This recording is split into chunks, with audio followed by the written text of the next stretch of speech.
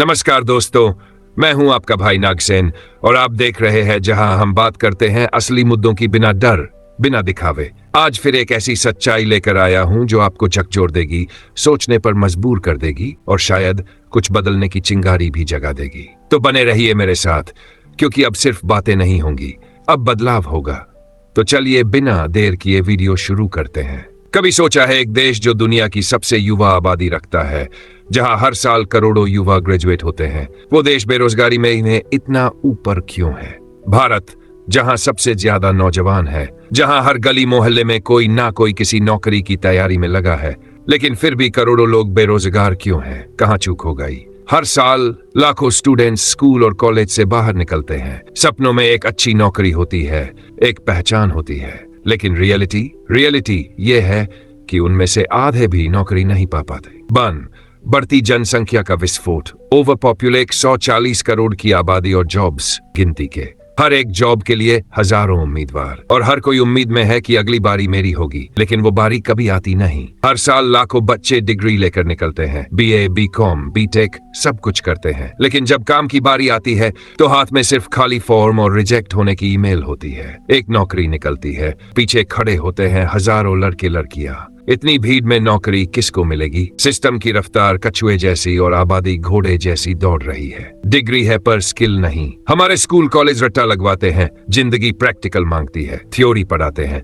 इसीलिए हर साल लाखों इंजीनियर निकलते हैं, लेकिन उनमें से आधे को कंप्यूटर चलाना तक नहीं आता। पर असली जिंदगी में जो चाहिए वो कोई नहीं सिखाता, क्योंकि हमने एजुकेशन को सिर्फ मार्क्स का खेल बना दिया। सरकारी नौकरी अब सपना है या धोखा? सालों की मेहनत, कोचिंग की फीस, माँ बाप की उम्मीदें सब एक पेपर लीक से बर्बाद हो जाती हैं। सरकारी नौकरी आजकल किस्मत वालों को ही मिलती है, बाकी लोग बस तैयारी करते करते बूढ़े हो जाते हैं।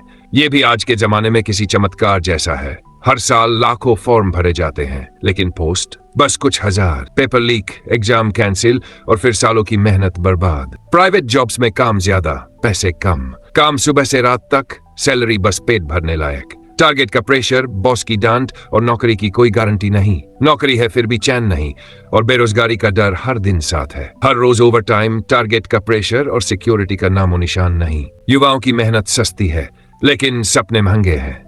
टेक्नोलॉजी वरदान या अभिशाप? जहां पहले 10 लोग लगते थे, अब एक मशीन लगा दी जाती है। ऑटोमेशन, कंप्यूटर, रोबोट, अब इंसान की जरूरत ही नहीं रही। कई दुकानें, बैंक, फैक्ट्री अब बिना आदमी के चल रही है। एक मशीन 10 लोगों की नौकरी खा जाती है। ऑटोमेशन ने फैक्ट्रियां खाली कर दी, कंप्यूटर ने क्लर्क्स को मिटा दिया। गांवों में रोजगार का अकाल है, ना इंडस्ट्री है ना स्कोप। गांव का युवा शहर आता है रोजगार के लिए, तो शहर कहता है यहाँ भी भीड़ है, वापस जाओ। कई गांवों में तो अब खेती भी घाटे का सौदा हो गई है। सिस्टम खुद बेरोजगारी को बढ़ाता है। स्कीम्स बनती है लेकिन जमीन तक नहीं पहुंचती। फंड आता है लेकिन जेबों में चला जाता है। स्टार्टअप इंडिया, स्किल इंडिया, रोजगार मेला नाम सुनने में तो बड़े हैं, लेकिन गरीब तक न योजना पहुंचती है, न योजना का पैसा।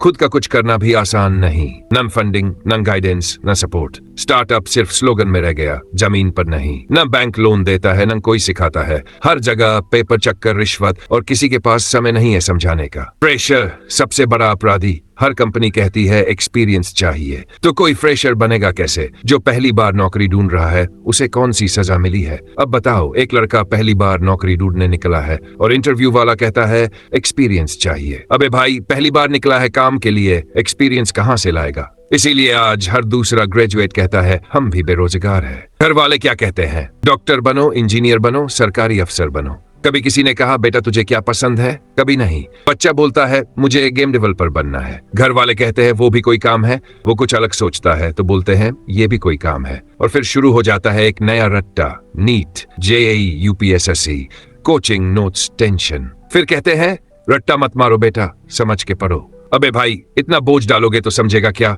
समझेगा या पागल हो जाएगा? एक बच्चा जो कुछ बनना चाहता था अब बस दूसरों के सपनों का गुलाम बन गया है। किसी का डॉक्टर, किसी का अफसर, पर खुद क्या है ये उसे भी नहीं पता। हमारे देश में बच्चे सपने नहीं देखते, उन्हें सपने दिए जाते हैं, वो भी थोप कर।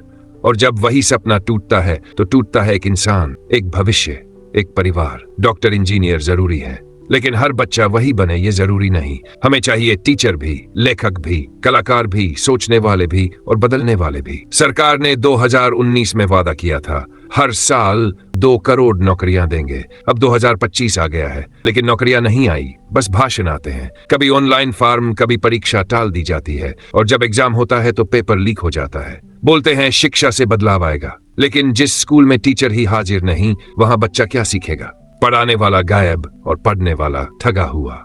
कहते हैं शिक्षा सबका अधिकार है, लेकिन सरकारें स्कूल बंद कर रही है, गांव के सरकारी स्कूल मर रहे हैं, और शहर के प्राइवेट स्कूलों में सिर्फ अमीरों के बच्चे पल रहे हैं। जो स्कूल गरीब के लिए खुला था, अब उसका दरवाजा भी बंद है। फॉर्म महंगे, स्कूल बंद और सिस्टम अंधा।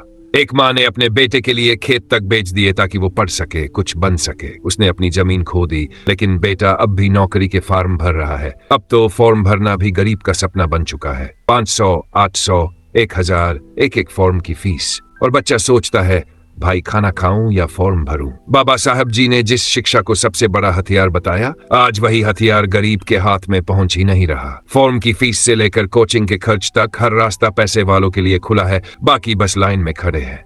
हमने डिग्री को पढ़ाई मान लिया, रट्टा मार के सोच लिया कि अब तो नौकरी पक्की है, लेकिन असलियत ये है कि सिस्टम ही सड़ चुका है। भारत को आज सबसे ज्यादा जरूरत है एक ऐसा सिस्टम जो डिग्री नहीं, हुनर को पहचाने, जो सपनों को सिर्फ सर्टिफिकेट तक ना रोके, बल्कि उन्हें उड़ान दे। ये सिर्फ एक वीडियो नहीं था, ये उस सच्चाई की आवाज थी जो अक्सर दबा दी जाती है। अगर तुम्हें लगा कि ये बात जरूरी थी, तो इसे फैलाओ, क्योंकि जागरूकता ही पहला कदम है बदलाव की ओर। मैं हूं नागसेन, और ये है माय न्यू इंडिया, जहां सच बोले जाते हैं और बदलाव की उम्मीद हर दिल में जिंदा है। अगर तुम भी बदलाव चाहते हो, तो सब्सक्राइब करो और बनो एक नई सोच का हिस्सा।